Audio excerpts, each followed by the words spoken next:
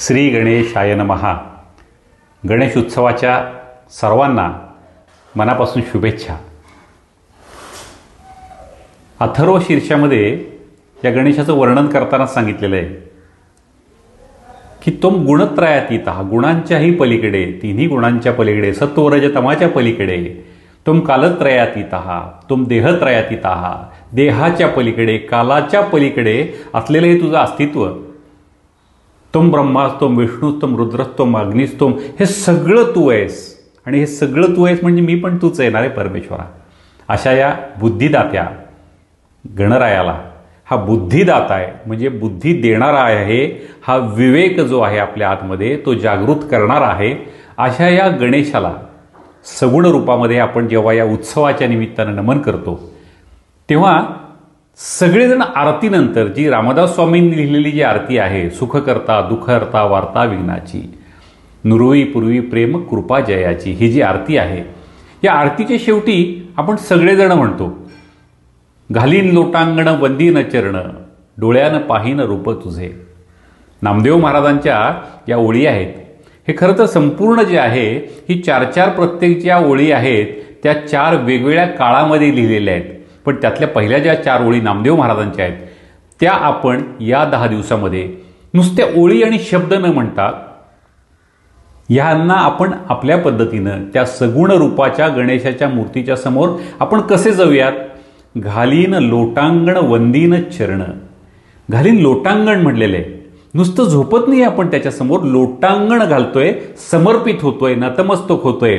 आणि वंदीन चरण, हा अहंकार जो आहे तो पूर्णपणे त्या पायाशी लीन करून मी कोणीतरी आहे, माझं पद, माझा पैसा, माझी प्रतिष्ठा, माझा मानमारातब यातलं काहीही नाहीये असं नम्र होऊन अहंकारातून मग वंदीन चरण, आणि डोळ्यानं पाहीन रूप तुझे। तुझं रूप कुठं आहे? चराचरामध्ये आहे। तू कुठं नाही आहेस परमेश्वरा। तुझं कोणी अनंत म्हणलंय, कोणी अज्ञात म्हणलंय, कोणी ओंकार म्हणलेलं आहे, तुझं रूप सगळीकडे, तू चराचरामध्ये आहेस। आणि हे रूप मी माझ्या आतमध्ये जाऊन पाहीन, आधी सगुण रूपा तुला पाहीन, पण तुला पाहता पाहता डोळ्यानं पाहीन रूप तुझे। प्रेमे अलिंगन अनन्य पूजन, भावे ओवाळीन म्हणे नामा। प्रेमानं ते आरती म्हणताना तो अहंकार नको आहे माझ्या मोठेपणाचा, तर माझा नम्रपणा त्याच्यामध्ये, आणि भावे ओवाळीन म्हणले अतिशय भावानी, नम्र भावानीनं मी त्या परमेश्वरा तुझ्या चरणी लीन होईन। आणि हे सगळं तू मला दिलेस, हे शरीर दिलेस, माझ्याकडून व्यक्त होतोयस, आवाज दिला आहे, दृष्टी दिली आहे, श्रवण दिलेलं आहे, हे सगळं तर तू दिलंयस ना। मग ती नम्रता माझ्या अंगात ठेवून या समाजातल्या प्रत्येक ठिकाणी परमेश्वर आहे, मग या समाजातल्या कुठल्याच घटकांना मी त्रास देणार नाहीये।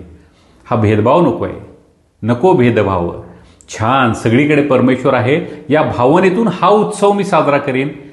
माझा स्वतःचा आनंद कुठं आहे तो तुझ्या रूपाने शोधेन, माझ्या कुटुंबाचा आनंद कुठं आहे तो शंकर पार्वती या सगळ्यांच्या माध्यमातून गणेशात तुझं स्मरण करत माझ्या कुटुंबाचा आनंद शोधेन, या समाजाचा आनंद शोधेन, आणि मग या विश्वाचा आनंद शोधेन।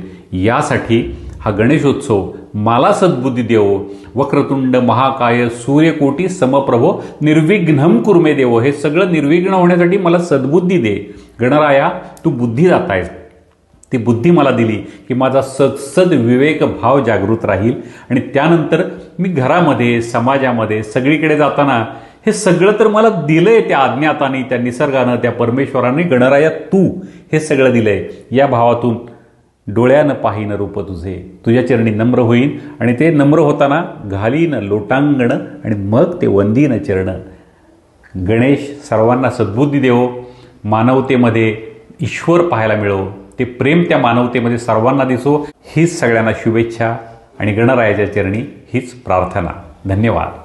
ओम गंगणपते नमः।